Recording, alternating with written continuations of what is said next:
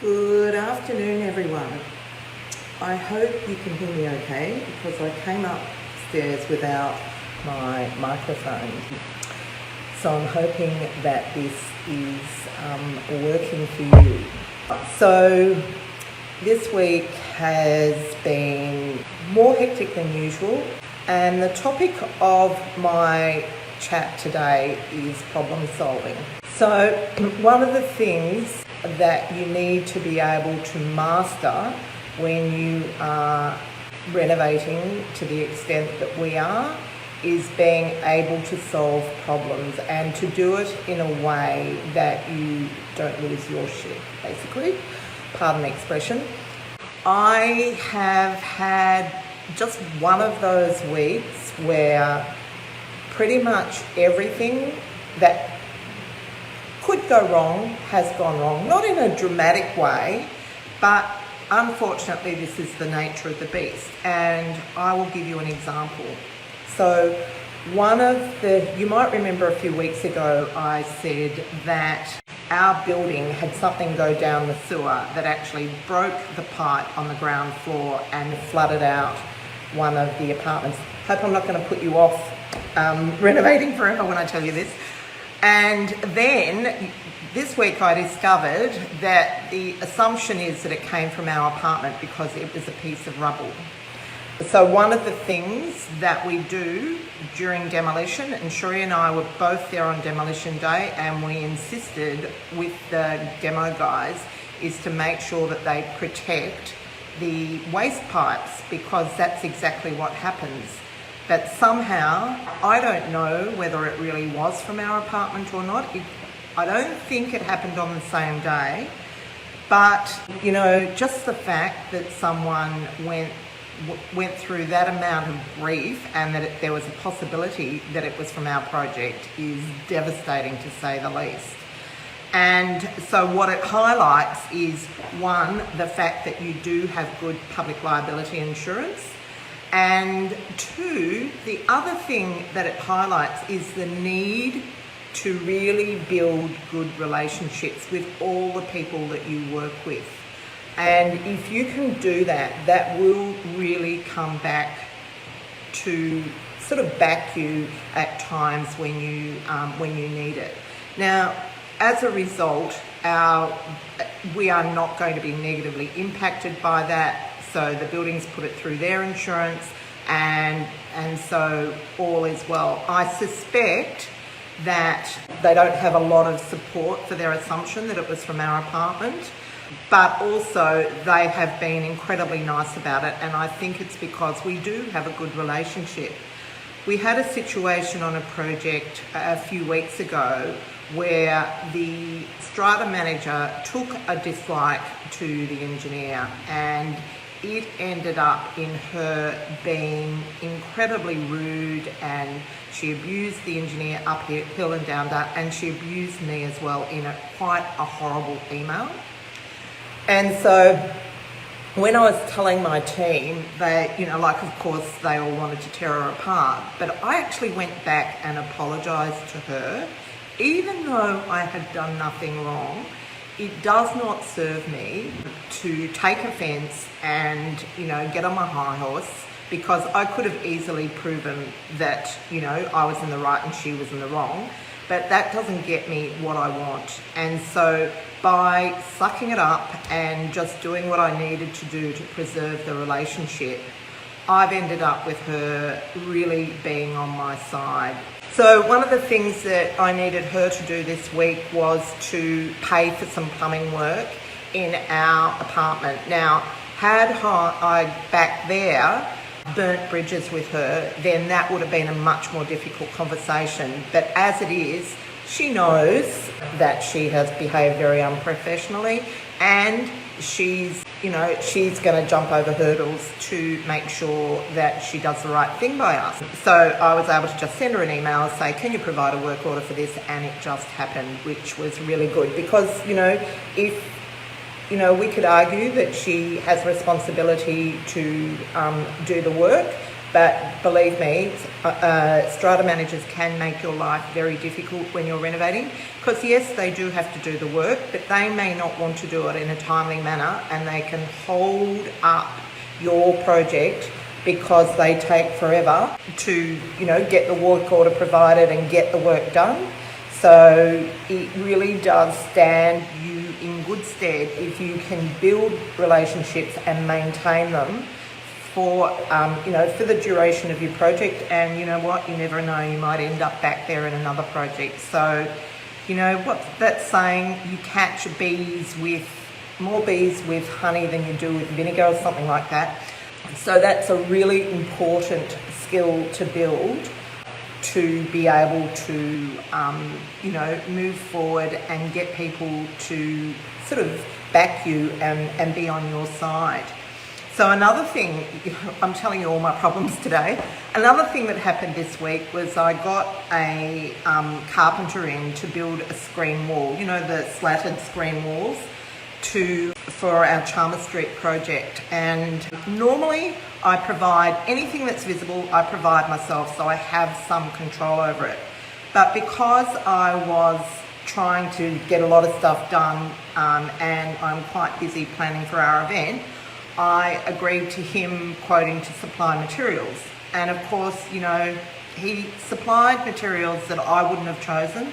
The timber was not dressed all round, it wasn't finished timber. He'd made sure he'd selected straight and pieces and all that, but I just was not happy with the finish. I got him to come back and look at it today, and I told him what I wasn't happy with. It's going to be painted, but it's got to be a good quality paintable surface.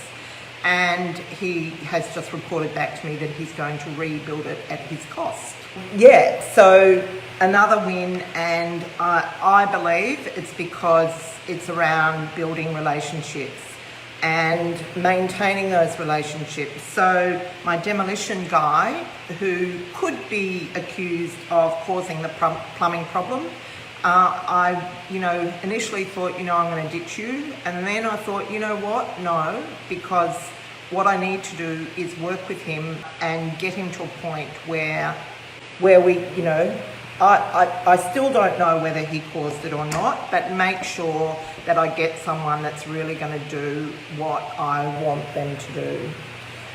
So as a result, I have been going flat chat this week because my Chalmers Street job is a week behind program because it's just been so hard to get trades. The tiler that I would normally allow a week for tiling and waterproofing has taken 3 weeks because he kept disappearing, and normally he's been really good, but we've only ever done one job at a time with him. Now we're doing more and he's really busy and it's been showing.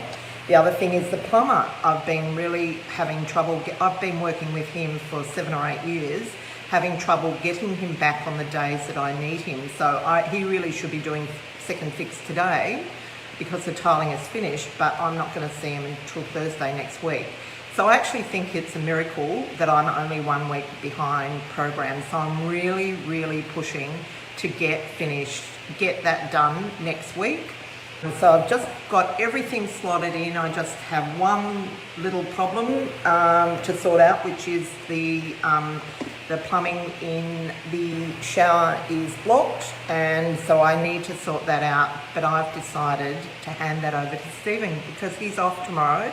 I had promised myself I would sign off on the project last night so that I could focus on what I needed to do before the event on Sunday, and I'm still here. So I've decided that I will ask him to stand in, go in and sort that out. He'll also have the rest of my JV team to be on site, so that should go okay. So the reason I can't hand over to one of the JV team is because they haven't been in the conversations with the trades. So to hand over to someone, normally that would be the good thing to do, but to hand over to someone that's not been in that conversations, getting them up to speed will take as long as just doing it myself. So I'm handing it over to him because he has been in the conversation, because I've been talking to him about it over breakfast and dinner and whatever. So, however, Cheryl, who's one of our JV team, is coming in to receive the new kitchen, which is turning up tomorrow, and be on site for deliveries, which has been the other big thing that's been happening this week. I think I went to site 5 times yesterday to receive deliveries. So, so that's where we're at with the project. So I had a question in She Renovates regarding the event on Sunday. Is it different to the one the following Saturday? And Vanessa, yes it is. So the one the following Saturday is one that I'm doing with Joe and Nyan, and so it's a different focus. The one on Sunday, this Sunday, is around, it's a once a year thing, and this is the first one we've ever done. And it's around women renovating, and that, you know, taking that sort of homemaking instinct to the next level. So it's almost completely female. A few of us have got our better halves there. I'm saying better halves, but I don't really believe it. But yeah, it's really around empowering women. It's at the beautiful grounds of Alexandria. I'm pretty sure we've sold out of tickets, live tickets, because we had to bring our numbers back, but there are some streaming tickets still available. So I know many of you have already received your goodie pack, and I am really excited because this has been something that I have wanted to do since I started my business nearly 8 years ago. And wouldn't you know it, the minute I book it in, COVID hits. But you know what, we're doing it anyhow. It's at the stunning grounds of Alexandria. I'm so excited about that.